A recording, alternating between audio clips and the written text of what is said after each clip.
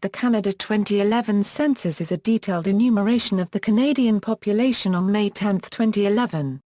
Statistics Canada, an agency of the Canadian government, conducts a nationwide census every 5 years. In 2011, it consisted of a mandatory short-form census questionnaire and an inaugural national household survey, a voluntary survey which replaces the mandatory long-form census questionnaire. This substitution has been the focus of much controversy. Completion of the census is mandatory for all Canadians, and those who do not complete it may face penalties ranging from fines to jail time. The Statistics Act mandates a Senate and/or House of Commons committee review of the opt-in clause by 2014. The 2011 census is the 15th decennial census, required by Section 8 of the Constitution Act, 1867. As with other decennial censuses, the data will be used to adjust federal electoral district boundaries. As of August 24, 2011, Canada's overall collection response rate was 98.1%, up over a full percentage point from 96.5% in the 2006 census. Ontario and Prince Edward Island each hold the highest response rate at 98.3%. While Nunavut holds the lowest response rate at 92.7%. Forecasts: Statistics Canada had projected that Canada's population would reach 34.5 million people in 2011. The official population was 1 million less. Questionnaire revision, short form. The original schedule of the short-form questions for the 2011 Census of Population was published in the Canada Gazette, Part 1 on August 21, 2010. The 2011 census consisted of the same 8 questions that appeared on the 2006 census short-form questionnaire, with the addition of 2 questions on language. The Federal Minister of Industry Tony Clement announcement that questions about language would appear on the mandatory short-form census came in response to a lawsuit brought by the Federation of Francophone and Acadian Communities, which claimed that the voluntary status of the long-form census would impact language-related government services. In addition to possible questions on activity limitation, various organizations have already called for changes for the upcoming census, adding Aboriginal identifier to the short form. Relationship of same-sex married couples. Place of work and transportation-related questions. Food security questions. National Household Survey. The National Household Survey began within 4 weeks of the May 2011 census and included approximately 4.5 million households. The information collected by the NHS is intended to replace the data from the previous long-form census questionnaire. This questionnaire will cover most of the same topics as the 2006 census. Various industry professionals have indicated that the data collected by the NHS will not be compatible with the data previously collected by the long-form questionnaire. Many of the same professionals have indicated that the data gathered by a voluntary survey will not be of the same quality as the previous mandatory long-form. Census of Agriculture. The Census of Agriculture will add options allowing Statistics Canada to access the respondents' financial data from the Canada Revenue Agency given the business number of the farm. Voluntary long-form survey controversy. Ahead of the 2011 census, the Conservative government announced that the long-form questionnaire will no longer be mandatory. This decision was made by the June 17, 2010. Order in Council created by the Minister of Industry defining the questions for the 2011 census as including only the short-form questions. This was published in the Canada Gazette on June 26, 2010, however a news release was not issued by Minister of Industry Tony Clement until July 13, 2010. This release stated in part the government will retain the mandatory short form that will collect basic demographic information. To meet the need for additional information, and to respect the privacy wishes of Canadians, the government has introduced the voluntary National Household Survey on July 30, 2010. Statistics Canada published a description of the National Household Survey, intended to be sent to about 4.5 million households. Industry Minister Tony Clement stated that the change to voluntary forms was made because of privacy-related complaints, though he acknowledged that the decision was made without consulting organizations and governments that work closely with Statistics Canada. Clement has previously said that this change was made on the advice of Statistics Canada. The move has been criticized by a number of organizations and individuals and has been the subject of some satirical articles. The new voluntary form is judged to be less accurate than the mandatory long form by many industry professionals and the organizations which make use of the data.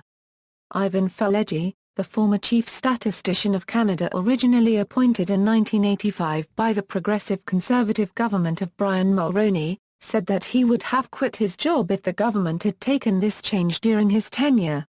He claims that those who are most vulnerable are least likely to respond to a voluntary form, which weakens information about their demographic.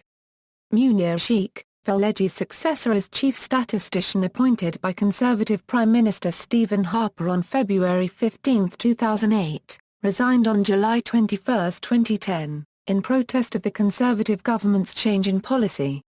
In a public letter, Sheikh wrote that he could not legally comment on what advice he had given the government regarding the census, but he did comment against the government's decision, writing, "I want to take this opportunity to comment on a technical statistical issue which has become the subject of media discussion.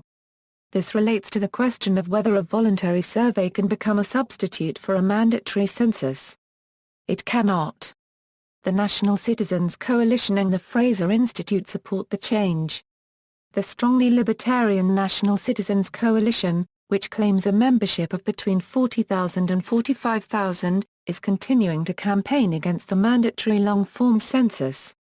Groups against the change come from all parts of the political spectrum, and include the Federation of Canadian Municipalities, Atlantic Provinces Economic Council, City of Toronto, National Statistics Council, Canadian Jewish Congress, Evangelical Fellowship of Canada, Canadian Conference of Catholic Bishops, Canadian Medical Association, Statistical Society of Canada, the American Statistical Association, Registered Nurses Association of Ontario, Canadian Conference of the Arts, and the governments of Ontario, Quebec, New Brunswick, Prince Edward Island, and Manitoba.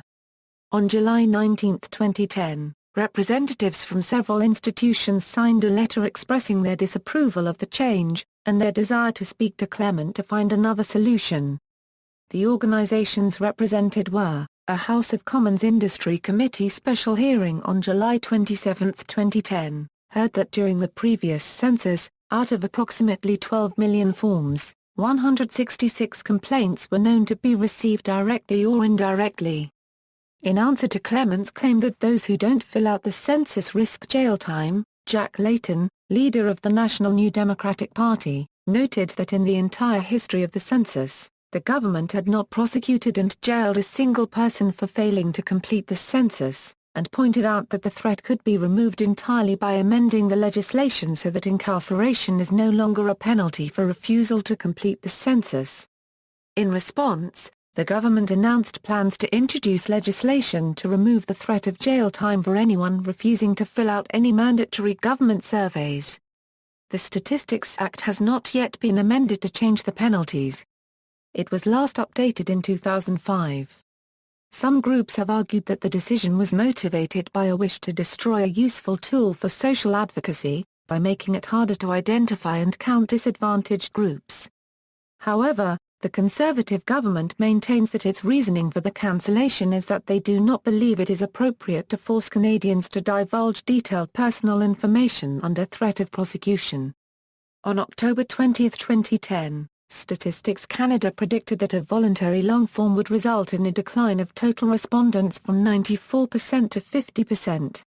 Consequentially, they expect a substantial risk of non-response bias, and plans to adapt its data collection and other procedures to mitigate as much as possible against these risks. The response rate also led them to predict an increased risk of sampling errors, due to the fact that only 16% of the Canadian population would be surveyed, as opposed to 19% under a mandatory long form similar to the one in 2006.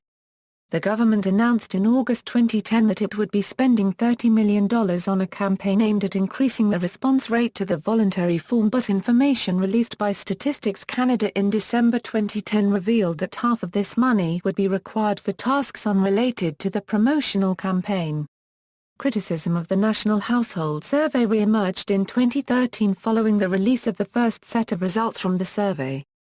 Private Members Bill. In September 2014, Liberal MP Ted Hsu introduced Private Members Bill, Bill C-626, an act to amend the Statistics Act with the intention appointing a chief statistician and reinstatement of the long-form census in Canada. Data releases, see also, Demographics of Canada, Statistics Act, Elections Canada, References. External links, Census homepage, Census of Agriculture and Census of Population questions, National Household Survey questions, 2011 Census Dissemination Discussion Forum, 2011 Census and Geography Dissemination Guide, 2011 Census Content Consultation Report, 2011 Census Content Consultation Guide.